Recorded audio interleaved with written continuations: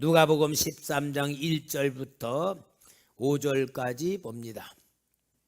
그때 마침 두어 사람이 와서 빌라도가 어떤 갈릴리 사람들의 피를 그들의 제물에 섞은 일로 예수께 아뢰니 대답하여 이르시되 너희는 이 갈릴리 사람들이 이같이 해받음으로 다른 모든 갈릴리 사람보다 죄가 더 있는 줄 아느냐? 너희에게 이르느냐? 아니라 너희도 만일 회개하지 아니하면 다 이와 같이 망하리라. 또 실로암에서 망대가 무너져 치어 죽은 18사람이 예루살렘에 거한 다른 모든 사람보다 죄가 더 있는 줄 아느냐? 너희에게 이르노니 아니라 너희도 만일 회개하지 아니하면 다 이와 같이 망하리라. 자, 오늘은 여기에 회개에 대한 이야기를 우리 주님이 하시는 겁니다.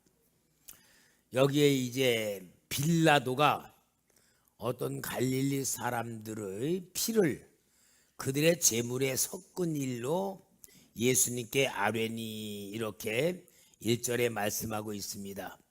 자, 이 말씀이 무엇이냐면은 다른 데 역사에는 기록되지 않았지만 아마 이 빌라도라는 총독이 굉장히 잔인하고 정말 강팍한 그러한 정치를 하니까 그 갈릴리 사람들이 진짜 반란을 일으키듯이 일어난 거예요.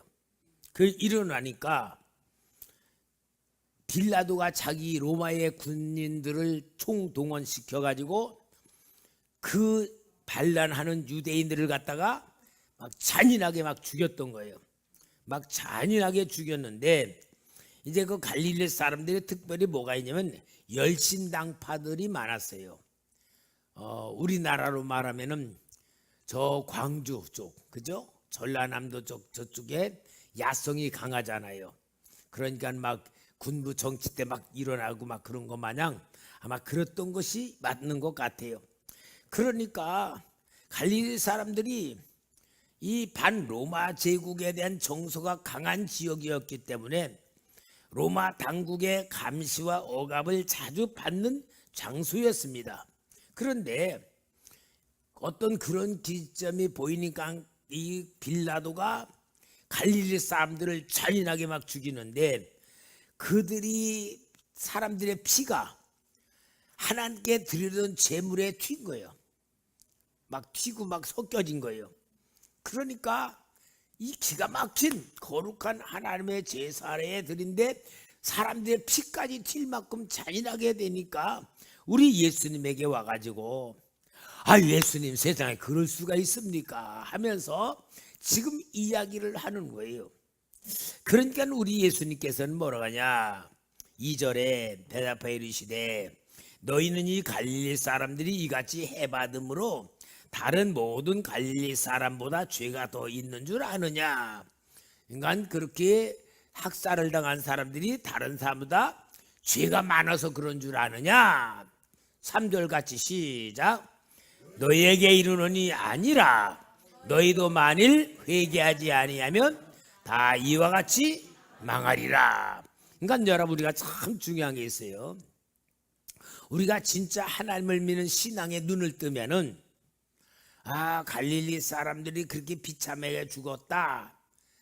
아마 그들은 무슨 흉악한 죄를 지었기 때문에 그럴 거다. 그렇게 생각할 때는 그들의 죽음과 내 죽음은 상관이 없어. 근데 우리 예수는 뭐냐? 아니다. 너희도 회개하자면 그들과 같이 망한다. 그 얘기를 하는 거예요. 그러니까 여러분 우리는 모든 것이 뭐냐면은 세상에 일어나는 모든 역사를 담 넘어 불구경하듯이 하지 말고 누구와 연관시켜라? 나 자신과의 연관을 시킬 줄 알아야지만 하나님께서 주시는 은혜를 우리가 받을 수 있고 하나님의 참뜻을 깨달을 수가 있다 그 말이에요. 그러니까 어떤 단순한 정치적인 문제, 어떤 불행한 문제가 아니라 영적인 교훈으로 연결을 시켜가지고 우리 예수님이 너희도 회개하지 아니하면 멸망할 수 있다는 것을 보여주는 말씀이다. 그 말이야. 보여주는 사건이다. 또 여기 4절에도 똑같은 거잖아요. 또 실로암에서 망대가 무너졌지요. 죽은 18사람이 예루살렘에 거한 다른 모든 사람보다 죄가 더 있는 줄 아느냐? 너에게 이르노니 아니라 너희도 만일 회개하지 아니하면 다 이와 같이 망하리라. 그러니까 실로암 망대, 우리 예수님께서 나면서부터 맹인된 사람 진흙을 발라주고 실로암에 가서 씻어라 그랬던 그 실로암 연못 옆에 망대가 있는데, 아마 그 실로암 망대가 엄청 큰 구조물이었던 것 같은데 그 망대가 갑자기 무너지면서 18명이 죽는 사건이 일어나는 것을, 이게 자연재해나 어떤 건축 사고처럼 보이며 사람이 이게 어떤 잘못된 고의적으로 저지른 일이 아니고 너희들도 이렇게 회개하지 아니하면 그 사람들과 같이 죽을 수 있다. 그 얘기를 하는 겁니다. 그러니까 여러분, 우리는 남의 일인 남의 일, 나하고 상관이 없다. 세상을 그렇게 보지 말아라 그 말이에요. 그러니까 여러분, 우리는 그래서 중보기도자가 필요한 거예요. 중보기도는 뭡니까? 그 고난을 내가 참여하는 거고 그 불행에 내가 참여하는 것이고, 나라와 정치가 혼란스러울 때 이것을 위해 기도할 때에 내가 하나님의 나라를 위하여서 하나님의 뜻을 위하여서 기도하는 사명자가 되는 게 중보기도의 모습입니다. 그러니까 우리 예수님은 그들의 불행을 다른 불행으로 보지 말고 네가 회개하지 아니하면 이렇게 불행하게 될 수 있다 하는 걸 얘기해요. 그래서 이제 오늘은 좀 회개는 어떤 거냐, 우리 주님이 말하는 회개라는 어떤 것이냐. 여러분, 우리가 회개에 대해서 좀 잘 알아야 됩니다. 저는 여러분에게 어떤 죄라는 문제라나 회개라는 문제, 어떤 그런 걸 많이 다루질 않아요. 왜? 영적인 세계로 들어가면 자동적으로 알 수 있기 때문에 그런 거예요. 그러면은 회개는 어떤 것이냐 하면은, 내가 하나님의 성령의 조명을 받아, 하나님의 성령의 조명을 받아서 나를 보니까 이렇게 살다간 지옥 가겠구나. 자기 자신의 영적인 상태가 보이는 때에 회개가 시작되는 거예요. 무조건 회개하라 그런다고 해가지고 회개하는 게 아니고, 회개하라 혹시 목사님이 그런 말을 하시면은 여러분들은 성령의 조명을 받아서 내 상태가 어떤가 볼 때에 정말 성령님은 우리를 보여주시는 조명을 보여주셔. 그래서 내가 더러운 것이 뭐고 죄 덩어리가 뭐고 숨겨놓은 게 뭐고 해결할 게 뭔가 내 속사람이 보여지는 것입니다. 그래서 그거를 해결하는 것이 회개인데, 이제 어떤 거냐, 회개는 제일 조건이 있어요. 하나님과 관계를 맺은 사람들, 하나님과 관계가 맺어져 있는 사람들에게 좋은 관계에서 벗어나, 죄를 짓고 벗어나, 그래서 하나님이 원하지 않는 상태로 빠져버려 있을 때에 그것을 다시 돌이키게 하기 위한 것이 회개의 마음이에요. 그러니까 우리 예수님이 세례 요한도 그랬지만 회개하라 천국이 가까이 왔다 그러고, 예수님도 회개하라 그랬잖아요. 그러면은 회개하라고 할 때에는 이미 그 회개 소리를 듣는 이스라엘 백성들은 원래 하나님과 좋은 관계잖아요. 좋은 관계였는데 좋은 관계에서 어긋났다 그 말이잖아요. 잘못됐다 그 말이에요. 그래서 내가 하나님과 원래는 좋은 관계였는데 그 좋은 관계를 맺고 계속 이어가지 못하고 곁눈질을 했든지 마귀의 미혹을 받았든지 욕심으로 딴 길로 했다든지 그래가지고 하나님과 좋은 관계가 끊어져 가는 거야. 깨뜨려진 거야. 요 상태를 깨달아야지만 회개할 수 있어요. 그렇지 않으면 어떻게 되느냐? 회개하라 그러면은 내 자신이 지은 죄, 그 죄는 감추고 싶은 거예요? 드러내고 싶은 거예요? 죄라는 건 다 감추고 싶은 거야. 그런데 회개하라 그러면은 자기 죄를 드러내는 거잖아요. 그러니까 자기 죄가 드러나면은 자기는 사람들 앞에 부끄러움 당하고 명예도 훼손되고 다 그럴 거니까 감추는 거잖아. 그래서 회개하라고 하나님의 성령을 받아 말한 선지자들을 다 죽인 거예요. 왜? 자기네 죄가 드러날까 봐. 그런데 여러분, 진짜 하나님께서 우리를 회개하라고 하는 것은 사랑하기 때문에 회개하라는 거야. 살려주려고, 고쳐주려고, 축복 주려고. 그러니까 여러분, 진짜 회개하라는 말은 책망이 아니고 살리려는 하나님의 마음인 거예요. 그러니까 우리는 그런 마음을 알아야지 됩니다. 근데 여러분, 참 사람은요, 회개를 하고 싶어도 회개를 못하는 사람이 있고, 회개를 하기 싫어도 회개할 수밖에 없는 사람들이 있어요. 누구냐? 우리가 잘 아는 베드로를 보아요. 베드로가 어땠어요? 예수님이 다굴기 전에 네가 나를 3번 부인하리라 그랬는데 베드로 뭐라고 했어요? 내가 주와 함께 죽을지언정 주를 부인하지 않겠나이다 하고 맹세를 했어.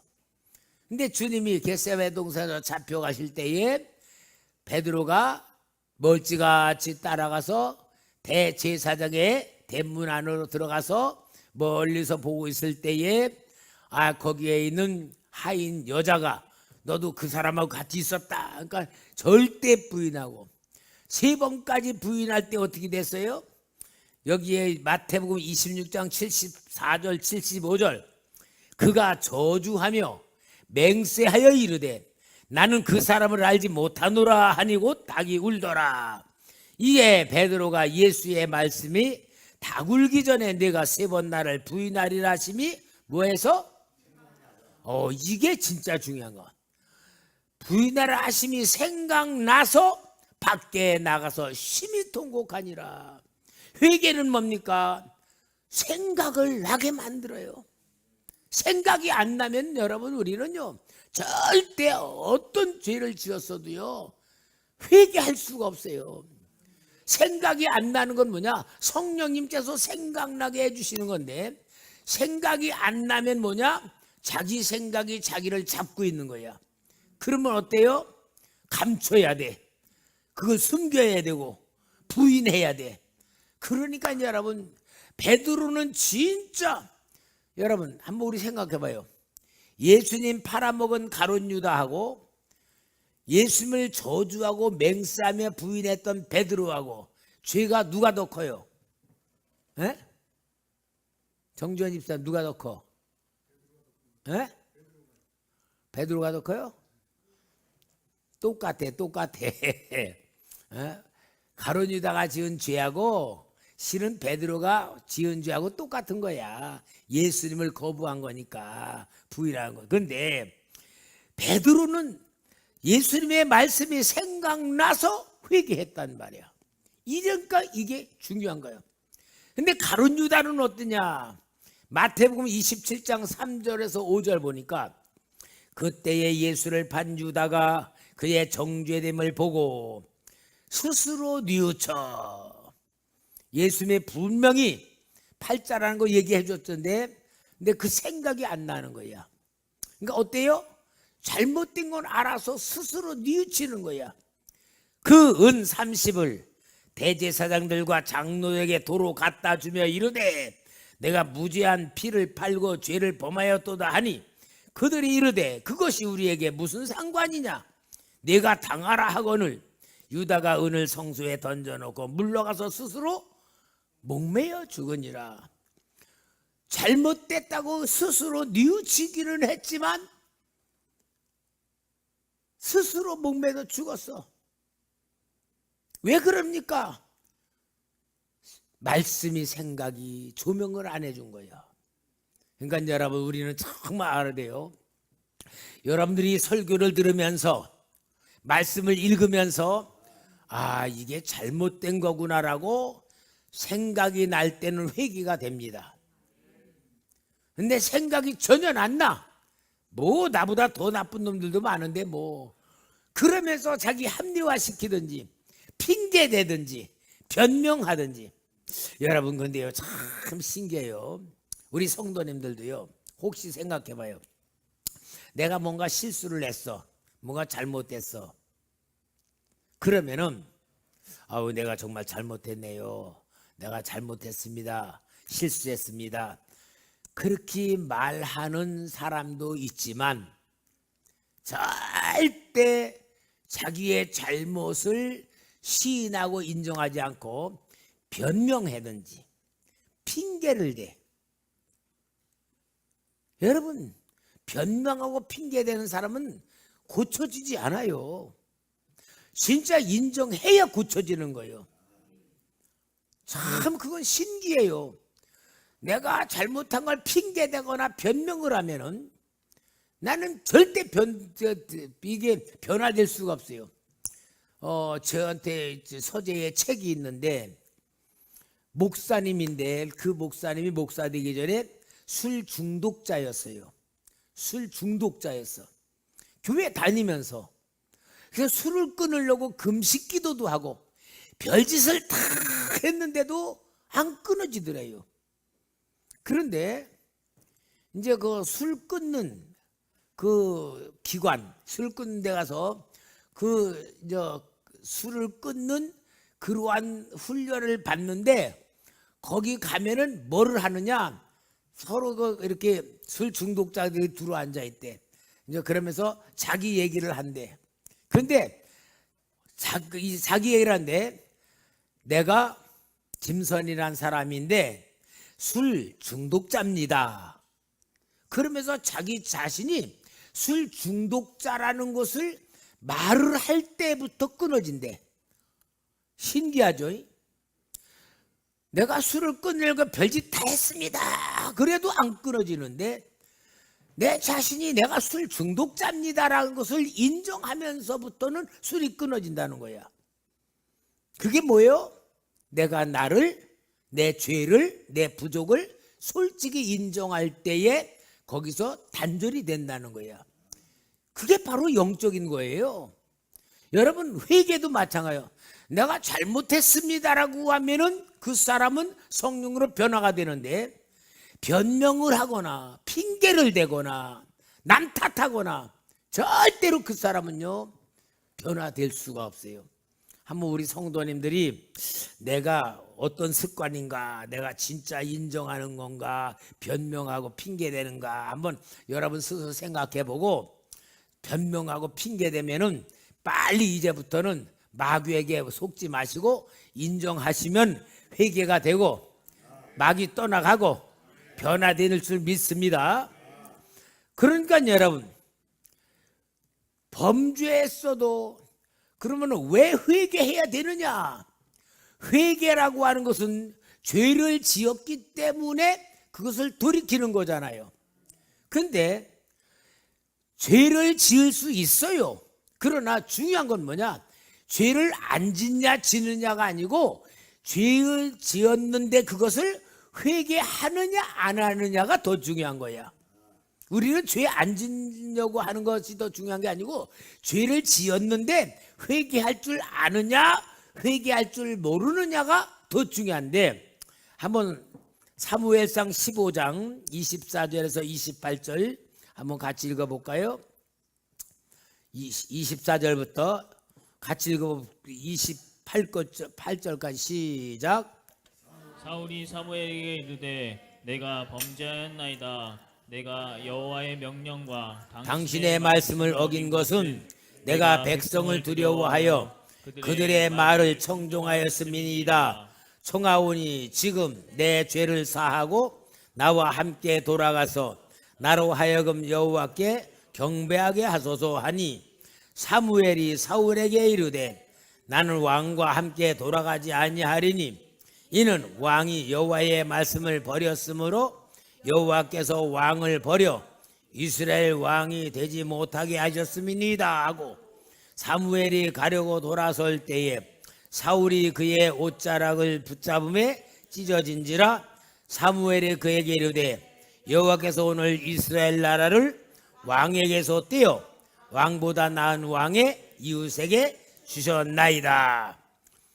여기 사울이 블레셋 사람을 하나님이 사무엘 다 죽이란 명령을 받고 그렇지 않고 왔을 때에 사무엘이 하나님이 내가 사울을 왕성을 후회한다 그랬을 때에 사무엘이 찾아가니까 이제 이 사울이 지금 얘기하는 게 내가 범죄하였나이다.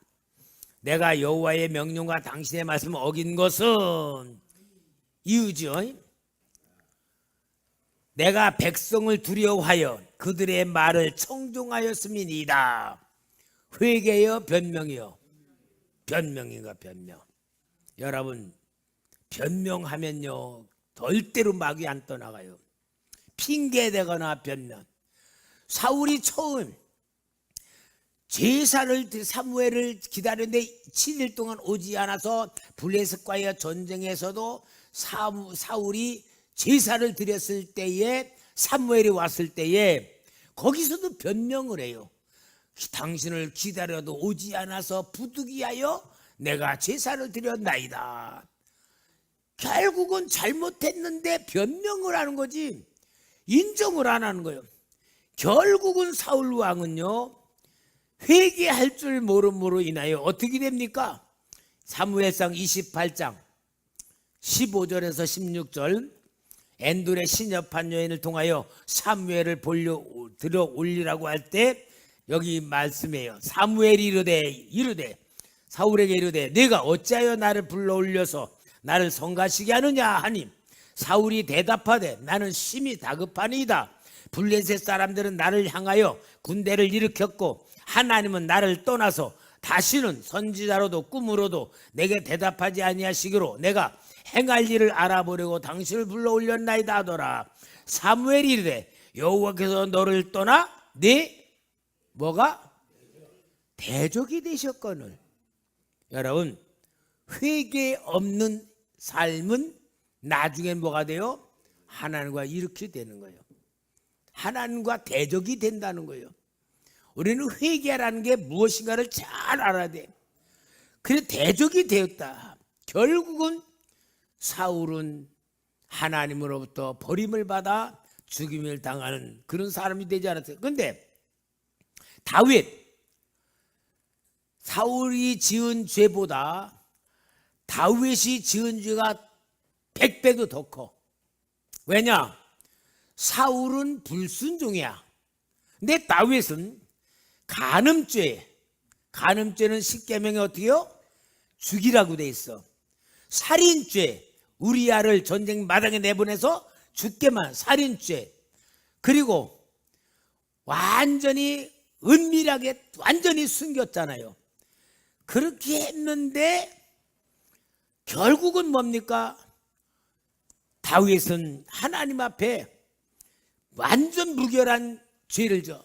우리아가 죽으니까 이제는 과부가 됐으니까 당연히 자기 아기로 데려왔어. 그러면 이제 완전히 자기 지은 죄는 합법화된 것 같이 아주 완전 무결한 죄가 됐어. 그런데 다윗에게 나단이 보내잖아요. 사무엘하 12장 13, 14절 다윗이 나단에게 이르되 내가 여호와께 죄를 범하였노라 하매. 여긴 즉시 인정하잖아. 내가 여호와께 죄를 범하였노라 하매. 나단이 다윗에게 말하되 여호와께서도 당신의 죄를 사하셨나니 당신은 죽지 아니하려니와 이 일로 말미암아 여호와의 원수가 크게 비방할 거리를 얻게 하였으니 당신이 낳은 아이야 반드시 죽으리이다. 결국은 하나님은 다윗을 용서했어. 그러나 죄를 짓고 용서했다고 끝나는 게 아니야. 아, 내가 회개했으니까 하나님 용서해 주세요. 그래, 용서해 줬다. 그럼 그거로 끝나는 게 아니에요. 성경에는 얼마나 무서운 걸 봐요.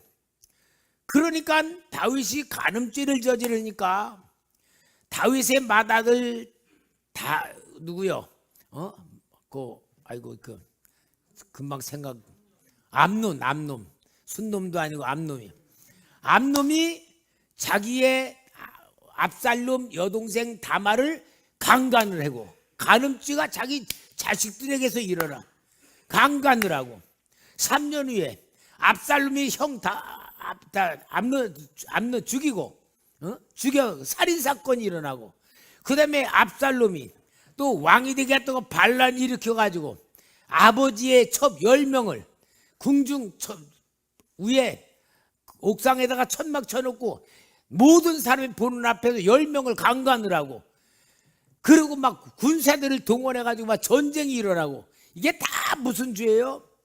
우리아의 아내 밧세바를 간음죄를 짓고 우리아를 죽게 된 그 죄의 결과가 이렇게 국가적인 재난까지 일어나게 만들어진 거예요. 그러니 여러분, 죄는 어떻습니까? 죄는 달콤하되, 그죠? 죄는 다 달콤한 거야.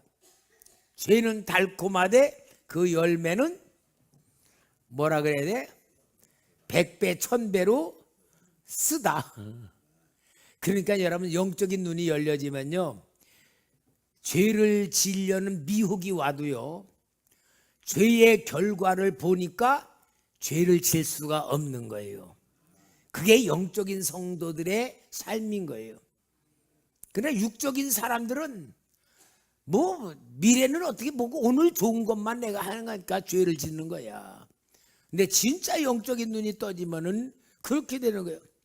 그러니까 여러분, 회개란 게 얼마나 중요한 것이냐. 회개는 은혜 받은 자들이 하는 겁니다. 회개는 축복받은 자들이 하는 겁니다. 구원 받은 자들이 하는 겁니다. 하나님과 상관이 없는 자들이 하는 게 아니에요. 그들은 회개와 상관이 없어. 오직 하나님과 연관이 된 사람들만이 회개라는 것이 절대적인 건데, 아, 그런 거구나. 그게 아니고 누구하고? 회개는 나에게 있어서 절대적인 하나님의 은혜로 하나님이 주신 기회고 하나님이 주신 지혜가 되는 거예요. 여러분, 회개하라는 말을 해서 회개하는 게 아니고 내가 내 자신을 위해서 보는 눈이 열려져야지만 회개할 수 있는 은혜가 임하는 거예요. 오늘 여러분, 이 시대가 얼마나 악한 줄 알아요? 다 자기 중심입니다. 모든 게 자기 중심. 진짜 이 시대가 혼란해요. 제가 요즘 책 2권을 샀어. 대한민국 트렌드 2026년 내년 거. 그 한국교회 트렌드 26년. 제가 그걸 사가지고 정말로 이 세상이 어떤 사회로 흘러가고 있고 어떤 상태가 있는가 보여지고 교회들이 어떤 상태로 흘러갈 것인가를 보여주는 책이에요. 제가 사가지고 이제 보는 중인데, 정말 여러분, 우리는 이 세상이 예측할 수 없는 시대입니다. 정의를 내릴 수가. 사회가 어떠냐? 남자 옷 여자 옷이 따로 없어진다는 거야. 남자가 여자 옷 가서 저서 마음에 들면 입는다는 거야. 여자들이 남자 옷 벗어 마음에 입는다는 거야. 성별이 무너지고요, 자기의 정체성이 혼란스러워 무너지는 시대가 바로 이 시대라는 거예요. 옛날에 가지고 윤리적 개념, 고정관념 이런 게 완전히 무너지는 상태에 우리가 살고 있는 거예요. 그럼 여러분, 우리는 세상을 보고 현실을 볼 때에 올바른 기준점이 없어요. 세상이 그렇잖아요. 세상 정의가 어디 있습니까? 힘 있는 놈이 정의잖아. 러시아가 우크라이나 쳐놓고서는 모든 세계에서 실은 정의를 세우려면은 침략당한 우크라이나 편을 들어야 되잖아요.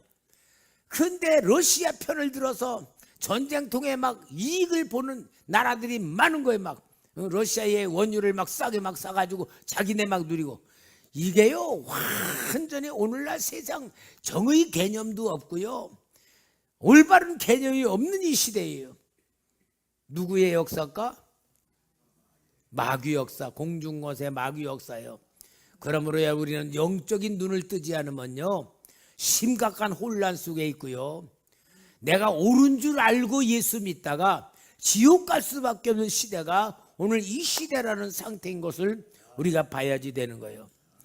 그러니까 여러분, 오늘 우리 예수님이 말한 회개에 대한 얘기인데, 회개란 뭐냐, 왜 회개해야 되느냐, 좀 회개를 좀 길게 다루려고 그래요.